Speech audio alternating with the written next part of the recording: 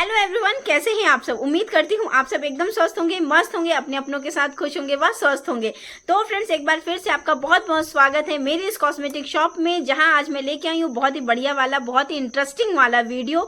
जी हाँ फ्रेंड्स, एक ऐसी जानकारी लेके आई हूँ जिसके लिए उन सभी मेरे नए भाई बहनों के लिए बहुत फायदेमंद है जो अपनी नई कॉस्मेटिक शॉप ओपन करना चाहते हैं और वो ये जानना चाहते हैं कि कॉस्मेटिक शॉप ओपन करने से पहले हमें किन किन बातों का ध्यान रखना चाहिए।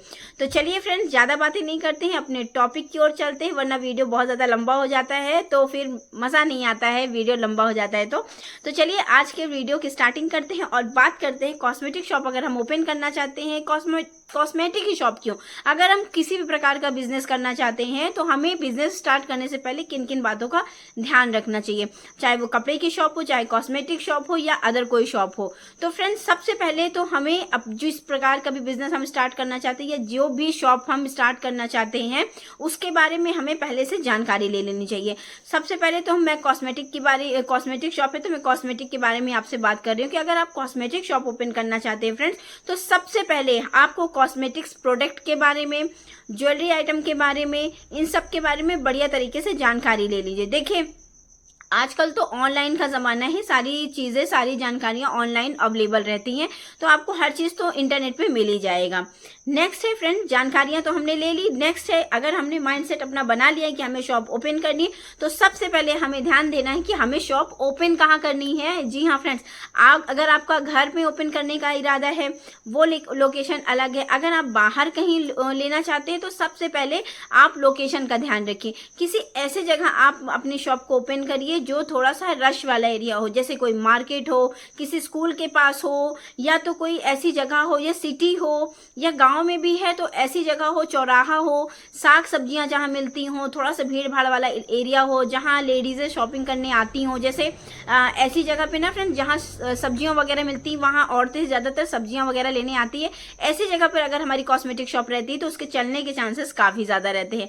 अगल बगल में और किसी चीज की दुकान हो, तो मतलब आप अगर शॉप ओपन करना चाहते हैं तो एक ऐसे एरिया की तलाश करिए जहां आप मतलब अच्छे तरीके से अपनी शॉप को रन करवा सकें।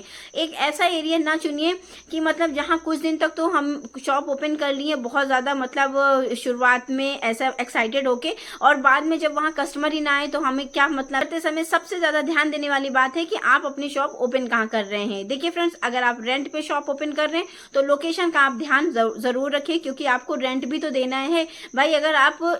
अगर आपकी शॉप चले या ना चले, लेकिन जहां आपने रेंट वाली शॉप ली है तो वहां आपको रेंट तो देना ही देना है ना। तो सबसे पहले आप इस चीज का जरूर से जरूर ध्यान रखिए कि आपको कॉस्मेटिक शॉप ओपन कहाँ करनी है, यानी कि अपने लोकेशन का ध्यान सबसे ज्यादा रखिए। अच्छे तरीके से आप पता कर लीजिए। उसके बाद जहां आप रेंट पे लेने भी वाले हैं ना, उस एरिया के बारे में अच्छे तरीके से जानकारी ले लीजिए। फिर वहां एक बढ़िया सी रेंट पे दुकान लीजिए और फिर उसको अपना जो भी फर्नीचर लगे वो फर्नीचर उसमें लगवाइए और करवाइए। उसके बाद शुरू करिए कॉस्मेटिक शॉप। फ्रेंड्स, नेक्स्ट है जो हम करेंगे कि अगर हम घर पे ही शॉप ओपन कर रहे हैं तो उसमें चलिए कोई बात नहीं, अगर हमारी दुकान स्लो भी स्टार्ट होगी तब भी हमें चिंता की जरूरत नहीं, क्योंकि हमें रेंट वगैरह तो देना नहीं है। घर पे शॉप है, आज नहीं कल चलेगी, धीरे धीरे चलेगी, इसकी हमें ज्यादा चिंता करने की जरूरत नहीं है। हाँ, थोड़ा सा सामान वगैरह रखते समय थोड़ा सा अपने आसपास के एरिया का ध्यान रखिएगा और बाहर के मुकाबले आप सामान थोड़ा सा 2 रुपए कम दाम में दे दीजिएगा, जिससे आपकी दुकान बढ़िया तरीके से रन होने लगेगी, लेकिन धीरे धीरे होगी, वो लोकेशन पे डिपेंड करता है। नेक्स्ट है फ्रेंड, फर्नीचर। अगर आप दुकान ओपन कर रहे हैं, आपने दुकान भी अच्छे लोकेशन पे ले ली है, अब बारी आती है फर्नीचर की। फ्रेंड्स, अगर आपका बजट कम है तो आप ज्यादा, मेरी तो यही एडवाइस रहेगी कि आप ऐसी दुकानों को पता करते रहिए जो अपनी फर्नीचर बेच रहे हैं, सेकेंड हैंड मतलब सेल कर रहे हैं, तो आप उनसे कांटेक्ट करिए और उस फर्नीचर को ले आइए अगर आपको कम बजट में स्टार्ट करना है। हाँ भाई, अगर आपका बजट अच्छा है, कोई प्रॉब्लम नहीं है, तो आप नया फर्नीचर बनवा लीजिए। फर्नीचर भी आपकी दुकान के साइज और एरिया के अकॉर्डिंग, मतलब कितना एरिया है उसके अकॉर्डिंग बनता है, तो आप अपना पास के कारपेंटर भैया वगैरह से पता कर लीजिए और बढ़िया से एक फर्नीचर बनवा लीजिए। फर्नीचर में क्या लगेगा फ्रेंड्स, एक काउंटर लगेगा जो डिस्प्ले वाला रहे बढ़िया, क्योंकि कॉस्मेटिक शॉप में डिस्प्ले वाले काउंटर की जरूरत बढ़िया तरीके से पड़ती है। क्या क्या चीज़ें रहती है, जो भी फैंसी चीज़ें हैं उनको हम डिस्प्ले में लगाते हैं तो बढ़िया तरीके से कस्टमर आते हैं, उनकी निगाहें जाती हैं और वो उसको परचेज करने के लिए डिमांड करते हैं। फ्रेंड्स नेक्स्ट है इस तरह की अलमीरा, जो भी ये रैक है इस टाइप की आप रैक ले सकते हैं, लगवा सकते हैं। आपका बजट है तो आप प्लाई वाली रैक लगवाइए, अन्यथा मैंने इससे पहले वाले वीडियो में बताया है कि आप शीशे वाली रैक लगवाइए, वो बेस्ट रहती है और बहुत ही अच्छा उसका लुक भी आता है। फ्रेंड अगर आपकी वो भी बजट नहीं है तो आप लोहे वाली अलमीरा ले लीजिए, वो भी बढ़िया रहती है। कहीं भी अगर आपको दुकान खाली भी करना है तो वो रैक बढ़िया रहती है, उठाओ ले जाओ रखो सामान, कोई इसमें ऐसा झंझट नहीं रहता है, वो भी बढ़िया। अगर आप रेंट पे ले रहे हैं तो आप इस तरह के रैक का सहारा ले सकते हैं। नेक्स्ट है फ्रेंड सामान हमें कैसे लेना है और कहाँ से लेना है, ये बहुत ही बढ़िया टॉपिक है। फ्रेंड्स सामान के लिए तो मैं यही कहूँगी कि सामान अगर आप शुरुआत में ला रहे हैं तो थोड़ा सा कम क्वांटिटी में ले आइए। और नेक्स्ट आप बहुत ज़्यादा बाहर मत भागिए, मेन यही है फ्रेंड्स। बहुत ज़्यादा बाहर का मतलब जैसे आप यूट्यूब वगैरह में देखते होंगे ना, सदर के बारे में, दिल्ली के सदर के बारे में, ऐसी जगहों के बारे में बताया जाता है जहाँ होलसेल आपको दिखाया जाता है कि मतलब काफ़ी सस्ता सामान मिलता है। देखिए फ्रेंड्स अभी आप शुरुआत कर रहे हैं तो अभी आप बाहर की ओर मत भागिए। हर शहर में होलसेल मार्केट होती ही होती है, कोई भी शहर हो, छोटा हो बड़ा हो, वहाँ होलसेल मार्केट होती है। आप उस होलसेल मार्केट में जाइए और वहां से सामान परचेज करिए। भले ही सदर वगैरह से आपको 2 रुपए महंगा मिलेगा, लेकिन आप ठगे नहीं जाएंगे, इसकी गारंटी है। आप वहां जाएंगे, थोड़े थोड़े अमाउंट में सामान लीजिए, अच्छे तरीके से जांच पड़ताल करके सामान लीजिए, वो आपका शहर है और अगर जरा से भी कोई प्रॉब्लम होगी तो आप दोबारा वहां जाके वहां बोल सकते हैं। लेकिन अगर आप बाहर से कहीं से सामान लाएंगे तो आप वहां दोबारा जाने के लिए भी 10 बार सोचना पड़ता है फ्रेंड्स, इतना ज़्यादा किराया लगता है हर चीज़ की, मतलब अपना आदमी अपना समय दे के जाता है। तो मेरी तो यही एडवाइस रहेगी कि अगर आप न्यू शॉप ओपन कर रहे हैं तो फटाक से अपने जो लोकल एरिया के होलसेलर भैया लोग हैं वहां से जाइए, सामान लीजिए, कोई प्रॉब्लम नहीं होगी। 1-2 रुपए में हल्का फुल्का ऊंच नीच चलती है, महंगा सस्ता चलता है, लेकिन अगर आप वहां से सामान लेंगे वो ज़्यादा बेहतर रहेगा।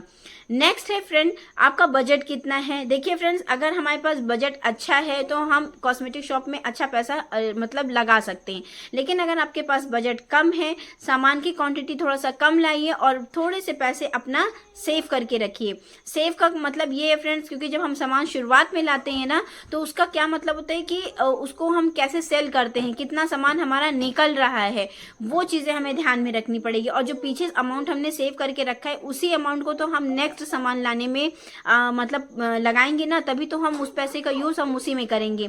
जो हम नया सामान लाएंगे उसी पैसे का हम यूज वहां कर देंगे। नेक्स्ट है फ्रेंड अगर हमने रेंट पे दुकान ली है ना तो उस पैसे का यूज हम वहां रेंट देने में भी कर सकते हैं, क्योंकि पता नहीं शुरुआती तौर पे हमारी दुकान कितनी चल रही है कितनी नहीं चल रही, हम रेंट दे पा रहे हैं या नहीं। तो कम से कम इतना अमाउंट अगर आपके पास, मान के चलिए आप 2 लाख के बजट में हैं तो आप 1.5 लाख 1 लाख रुपए ही कॉस्मेटिक के उसमें लगाइए और 50,000 अपना सेव करके रखिए। इससे क्या होगा, जो 50,000 अमाउंट रहेगा वो आपका रेंट देने में काम आ जाएगा, थोड़े थोड़े अमाउंट का सामान लाने में काम आ जाएगा। इस तरह की चीज़ों में पैसा आप लगा सकते हैं अगर आप थोड़े से बजट को अपने पास सेव करके रखते हैं। नेक्स्ट है फ्रेंड कि अगर आप सामान लाते समय जो भी आप सामान ला रहे हैं उसके प्रॉफिट को कैसे देखेंगे। देखिए फ्रेंड्स सामान आप ले आइए और सबसे पहले आप एक लिस्ट बनाइए कि आपको क्या क्या सामान चाहिए। जब आप लिस्ट के अकॉर्डिंग सामान लाएंगे ना तो आप फालतू का सामान नहीं लाएंगे, शुरुआती तौर पे कह रही हूँ, जब आप शुरुआत में जा रहे हैं तब। बाकी तो जब आपको थोड़ा सा एक्सपीरियंस हो जाता है कि क्या निकलेगा क्या बिकेगा तो उसके अकॉर्डिंग आप वहां से सामान देख के भी परचेज कर सकते हैं, ऐसी कोई प्रॉब्लम नहीं होती। लेकिन अगर आप शुरुआत कर रहे हैं तो सामान की लिस्ट बना लीजिए कि क्या सामान लाना है, क्या सामान बेचना है, क्या बिकेगा। शुरुआती तौर पे थोड़ा सा महंगे सामान की ओर मत जाइए, थोड़ा सा नॉर्मल रेंज में ही लाइए, जैसा कि अपने एरिया के अकॉर्डिंग आप देखिएगा, उस अकॉर्डिंग आप सामान रखिए, इससे आपकी सेल बढ़िया तरीके से होगी। नेक्स्ट है फ्रेंड जो मैंने आपसे कहा कि आप प्रॉफिट कैसे देखेंगे। प्रॉफिट देखने के लिए फ्रेंड्स जैसे जितनी लागत आपने लगाई है, अगर जैसे कोई भी सामान आपने 10 रुपए का लाया है और 7 रुपए का लाया है, वो 10 का बेच रहे हैं, तो जो 3 रुपए उसमें आपका प्रॉफिट आ रहा है वो 3 रुपए तो आप निकाल के रखेंगे नहीं। लेकिन हाँ पर्याप्त मात्रा में अगर आपकी मोटा मोटी मानिए कि आपकी सेल आज 2000 की हुई है और आप एक माइंड सेट कर लीजिए कि आज हमने लगभग इतने का यानी कि 1500 का ही सामान हमने सेल किया, तो ये मानिए कि आपकी 500 की आज सेविंग हुई। उस सेविंग को उठा के आप अलग रख लीजिए। जब नेक्स्ट टाइम आप सामान लाएंगे तो उसको आराम से आप पैसे को यूज कर सकते हैं। अगर आप उस सेविंग को नहीं रखेंगे, कहीं और खर्च करते रहेंगे, तो जब नेक्स्ट टाइम आपको सामान लाना होगा तो बहुत ज्यादा दिक्कतों का सामना करना पड़ेगा, मतलब ये पर्सनल एक्सपीरियंस मैं आपको बता रही हूँ, बहुत ज़्यादा दिक्कतों का सामना करना पड़ जाता है। तो अपने पैसे को थोड़ा सा सेव करके चलिएगा, जो अमाउंट आपका, जो प्रॉफिट आपको समझ में आए उसी पैसे को आप रखते जाइए, और फिर नेक्स्ट टाइम जो 1 हफ्ते 2 हफ्ते 15 दिन में जब आप सामान लेने जाएंगे तो उसी पैसे का इस्तेमाल करके ले जाइए। और जो पीछे बैग में आपने पैसे रखे हैं उस पैसे का आप यूज़ कहाँ करेंगे, अपने रेंट देने में, या तो कुछ और सामान जैसे लेना है, एक्स्ट्रा में लेना है, उस चीज़ में आप यूज़ करिएगा। नेक्स्ट है फ्रेंड्स कि अपने जो भी मतलब सीज़न चल रहा है उसके अकॉर्डिंग आप सामान रखिएगा। शुरुआती तौर में क्या रहता है, हमें कुछ जानकारी रहती नहीं है, बस जो सामान हमने लिस्ट वगैरह बनाई उसी के अकॉर्डिंग हम सामान ले आते हैं। देखिए फ्रेंड्स, आप किस टाइम पे किस मंथ में अपनी दुकान ओपन कर रहे हैं, इसका आप ज़रूर से ज़रूर ध्यान रखिए। इससे क्या होता है कि अगर आपने, जैसे कि मान के चलिए, मैंने अपने इससे पहले वाले वीडियो में आपसे शेयर किया था कि अगर आप मतलब जुलाई वगैरह में जो शॉप ओपन करते हैं तो उसमें क्या होता है कि बहुत ज़्यादा त्योहारों का सीजन स्टार्ट हो जाता है। जैसे आप रक्षाबंधन के आसपास मतलब दुकान ओपन कर रहे हैं ना फ्रेंड्स, तो आप राखियां ज़रूर रखिए। जन्माष्टमी के समय रख रहे हैं तो कान्हा जी के वस्त्र वगैरह रखिए, कान्हा जी की ज्वेलरी रखिए, पालना रखिए। मतलब इस टाइप के आइटम जब आप रखेंगे तो आपकी दुकान की सेल उस टाइम पे ही अच्छी चलने लगती है। शादियों का सीजन चल रहा है तो कॉस्मेटिक प्रोडक्ट के साथ थोड़े से अच्छे में जो ज्वेलरी आइटम रहता है उस पर भी इन्वेस्टमेंट करिए, और थोड़ा सा उस टाइम शादियों के सीजन में ही थोड़ा सा गिफ्टेड आइटम रखिए अच्छी तरह के। फिर इससे क्या होता है, आपकी सेल बढ़िया तरीके से होने लगती है।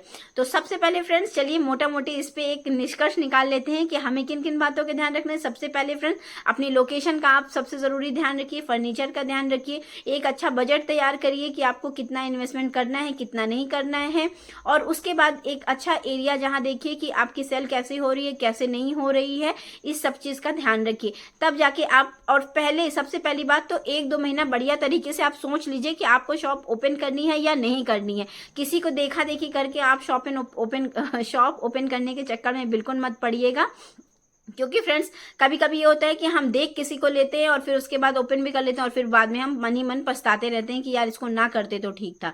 तो फ्रेंड्स उम्मीद करती हूँ आज का वीडियो आपको अच्छा लगा होगा। अगर वीडियो में कुछ भी जानकारी अच्छी लगी हो तो वीडियो को लाइक कर दीजिएगा, चैनल को सब्सक्राइब भी कर दीजिएगा फ्रेंड्स।